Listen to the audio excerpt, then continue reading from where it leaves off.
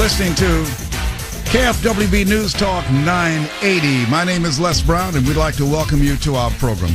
I want you to know that I don't know you, can't see you, but here's what I know about you based upon my own experience. You have something special.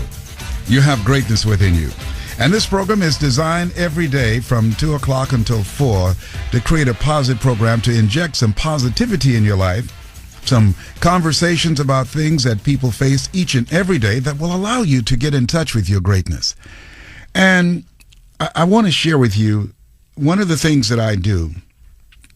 I speak. I'm a professional speaker, and I've been speaking for over 40 years. I can't even believe it. My mentor texted me yesterday and said, Les, it's been 40 years since we've been together. I said, my God, where did the time go? And so one of the things that I do, I discipline myself to monitor my mind and my mouth. I monitor what I say. And if I say something that's negative, I say cancel, clear, erase that. And I limit negative information getting in. And that's because I want to maintain a positive state of mind. There's some things, though, that will get in. Got up this morning, and my daughter gave me the paper, and I just glanced at it. I usually just want to see the headlines. And I saw this article about a mother who had an argument with her relative, and she drove herself and her kids into water to commit suicide, kill herself and kill her kids. And miraculously, the 10-year-old son was able to escape and to save himself. Today we're going to talk about suicide. I know this is a show that is positive and uplifting, but I want to bring up this heavy subject which I believe that could end up helping someone. Even in preparing for the show, I was talking to a friend of mine, and she is a professional.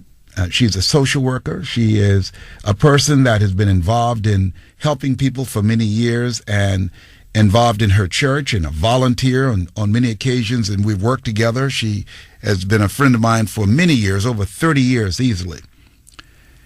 And she talked to me about one day coming home, and she was in a very unhealthy relationship. And she said, Les, on that day when I drove home, I felt so overwhelmed. I felt so depressed. I felt so powerless in the face of what I was in. Nothing mattered. I was at the end of my rope. I really didn't care anymore. I really didn't want to live. And she said, fortunately, at that time, the radio was on in my car. And she said, but let me tell you what was going on in my mind before I was even able to listen to what was on the radio. She said, how could I be in this unhealthy situation, given who I am, what I know, what I have going for me, what I do? How could I be in this place?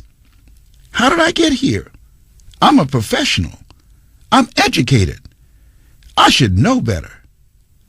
And she said, just given her situation, her financial success, her education, the job that she had, the work that she did, how people looked to her and saw her as a community leader, and her role in her church, a high-profile position in the church, helping people, and there she was, so depressed and thinking suicidal thoughts and couldn't get out of her car. She couldn't go in the house in this unhealthy, toxic, negative situation that she found herself in. And she said, on that day, in that moment of darkness, fortunately I had the radio on, and someone called in and was talking about when they were in that position. And she said, as she listened, she said, that's me. And she said, she called in, and that conversation interrupted the thoughts of self-destruction. That conversation created a moment of enlightenment. That conversation pulled her back. There are a number of factors that contribute to people ending their lives, but one commonality I see is a sense of hopelessness, the pit of despair that a person finds themselves in, that they cannot conceive any way out other than taking their own life. So what I want you to do is, I want you to call me. Have you ever been there? Have you ever been to that place where you thought about, you thought about, even made plans of taking your life? And I want to know, what pulled you back? How did you manage to come back? What was the intervention? What was the interruption? What happened? A friend of mine, Derek Phillips, had planned to take his life. Derek Phillips, in his 30s, had lost his sight. And he was so depressed. He was a very successful professional. He lost his sight, and first he was in denial, and then he had to admit, yes, you can't see anymore. You can't fake it anymore. You are blind. And he didn't want to live anymore. And so he decided that he's going to hang himself, and he got a sheet, and he'd already positioned it on something in his house that he can brace it on, and he was going to put the sheet around his neck and jump out of the window, this 2-story house where he lived. And at that moment when he was getting ready to tie the noose around his neck, his mother called and said, "I'm not too far from the house. I'll be there shortly." And because of that call, he stopped. He didn't want his mother to find him hanging outside of the window, having taken his life. Because of that call, that interrupted him. Derek went on to go to blind school and finished.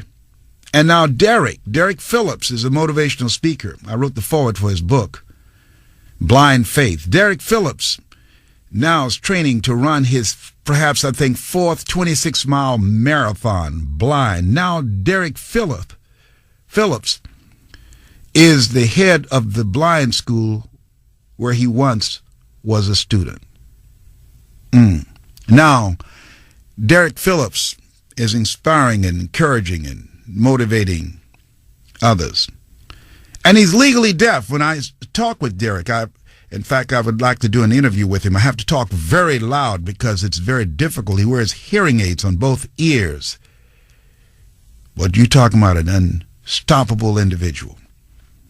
The number to call, I'd like to hear from you. Have you been there? And how did you come back? What pulled you back? 888-539-2980. I've been in situations in my life where I couldn't see the light at the end of the tunnel, and I felt tired. I felt drained. When my mother died, it snatched something out of me. When my best friend Boo died, as I was reading the 23rd Psalm, and I remember when the door flew open in the hospital room and his mother, Baby Ruth, said, "Come in, Holy Spirit, take my boy." And I remember when he took his last breath, and I said, "Boo, I love you, and I know you will always be with me, and I will always be with you." We'd been together since 2nd grade. It was something, it took something out of me. We'd always been together. You saw me, you saw Boo. It took me a long time to come back after Boo and after my mother. It took a long time. 888-539-2980. What happened for you? What brought you back?